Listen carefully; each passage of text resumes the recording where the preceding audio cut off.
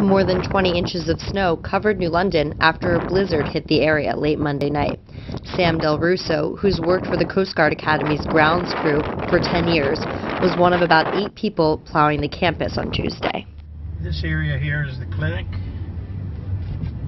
and we need to keep this area cleared at all times.